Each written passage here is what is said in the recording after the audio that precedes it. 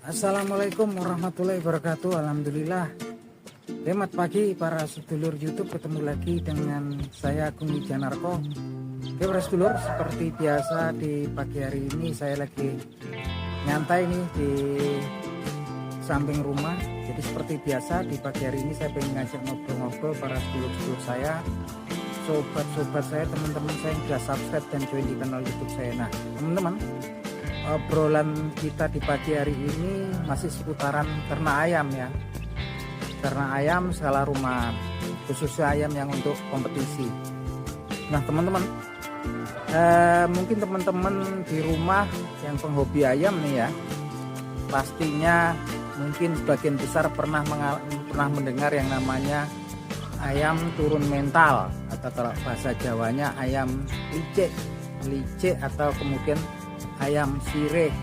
Kalau secara umum dia, kalau bahasa Indonesia ayam turun mental yang mana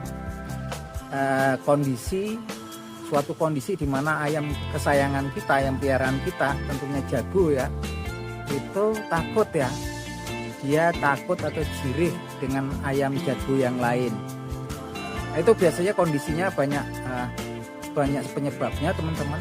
Dan kemudian jangan kemudian divonis bahwasannya itu ayam dari keturunan yang nggak bagus gitu kan, ataupun ayamnya mentalnya nggak bagus. Sebetulnya itu sesuatu kondisi yang memang sudah lazim terjadi ya kalau kita melihara ayam jago. Nah, banyak memang kemudian penyebabnya. Nah yuk sambil kita lihat ayam jago saya sambil kita obrolin ya. Oke teman-teman, jadi sebelum kita bahas tentang ayam yang namanya kondisi yang namanya turun mental atau ayam licik itu kan, kita analogiin dulu ya teman-teman. Jadi ayam itu sebetulnya posisinya mirip dengan kita lah, sama manusia, kita analogikan dengan manusia. Nah teman-teman kalau kemudian lagi posisi sakit atau badannya nggak sehat, lagi diare atau kemudian sakit perut atau mual, taruh kata asam lambungnya tinggi lah gitu kan, terus ada mungkin bagian tubuh yang dirasa nggak enak, pastinya teman-teman kalau disuruh breng sama seseorang, walaupun orangnya posturnya kecil ataupun lebih muda dari teman-teman gitu kan, teman-teman pasti malas lah. Kalau kita lagi sakit gigi taruh gitu kan, atau sakit diare gitu kan, mau bangun dari tempat tidur aja lemas gitu kan.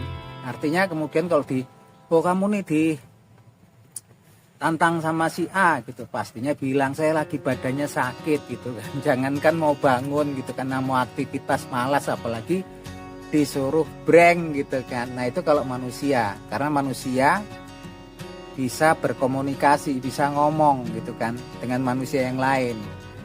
Nah kalau binatang itu kan, kalau hewan gitu kan, pastinya mereka akan meresponnya kalau kondisinya nggak sehat, artinya kemudian dengan ya nggak mau gitu kan. Kalau kita sodorin kita ini, dia pasti ngejauh-jauh. Kalau dipaksa kadang-kadang mau, tapi kemudian 5 ataupun 10 menit kemudian juga kadang-kadang lari. Itu dia sebetulnya namanya bahasa nonverbal dia, bahasa yang nggak diomongkan, karena memang dia kemudian nggak bisa berkomunikasi dengan manusia. Bahwasanya sebetulnya itu keluhan dia gitu kan, bahwasanya ada kondisi tubuhnya yang lagi nggak fit, ada yang lagi nggak enak. Dan itu ya yang terpenting daripada yang pelihara, perawatnya yang ngerti lah kondisi ayam peliharaannya. Yang justru kadang-kadang banyak yang nggak ngerti, dianggap kemudian ayamnya jelek, buruk gitu kan. Nah itu pernah saya alami ketika tahun 90-an dulu, waktu di rumah saya di Lampung itu kan, banyak teman-teman saya juga yang boto gitu kan. Itu mereka nganggapnya bahwasannya ayam-ayam yang kayak gitu sebetulnya ayam jelek gitu kan, dan kemudian dikirim ke saya. Karena dulu memang saya itu kalau terkenal di antara teman-teman saya, hobi saya ngobatin ayam, ngerawat ayam yang khusus untuk kompetisi gitu kan.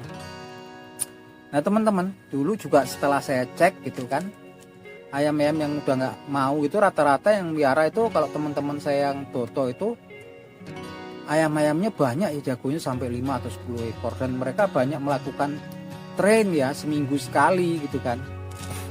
Dan sampai di rumah itu saya rawat, sebagian saya lepas diumbar, kemudian saya injeksi pakai vitamin, tonik, terus ya biasa diumbar gitu aja kan ayam tuh, sampai kemudian campur babon-babon, ternyata memang terus pulih, banyak yang pulih. Bahkan kemudian ada, saya dulu rasa penasaran, ada ya beberapa ayam yang betul-betul dulunya ayam bagus, nggak berani, kemudian saya potong ya, ternyata ya, daging di dadanya itu, dagingnya itu memar biru-biru, dan ketika kita rebus itu pun itu sampai itu airnya membiru ya, kuahnya itu membiru. Bayangkan itu kan yang punya kan nggak ngerti kan, kadang-kadang di tren itu 2 minggu seminggu sekali itu, kadang-kadang kalau itu banyak yang belum pulih kondisinya gitu kan.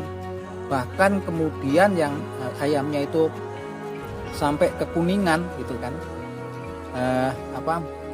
sakit kuning kalau orang bilang itu kan, bilirubin itu namanya, dari lever itu. Ketika saya bongkar tuh biasanya levernya membengkak ya, hatinya itu bengkak gitu kan, sehingga yang namanya bilirubin itu kan sebetulnya racun yang dibuang lewat feses, itu ya nggak keluar di kulit, dikena di paruh, di kulit itu kuningan itu ya. Itu salah satunya karena memang kemudian memar, cedera dalam, dan ayamnya pastinya nggak berani ini. Jadi itu ya teman-teman. Dan kadang juga ada ayam-ayam tertentu, ketika teman-teman beli ayam dari kampung gitu kan, yang memang dia ayamnya memang menangan lah di lingkungannya, tapi kemudian dibawa ke tempat teman-teman yang ayam jagonya banyak. Biasanya nanti sebulan sampai 1,5 bulan, kalau mentalnya nggak bagus, ada yang kayak gitu, dia dengar kokok-kokok jago yang lain itu terus takut gitu kan. Itu yang namanya kayoman ya.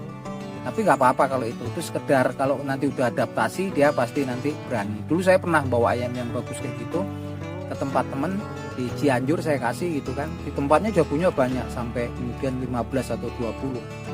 Itu dulu takut gitu kan.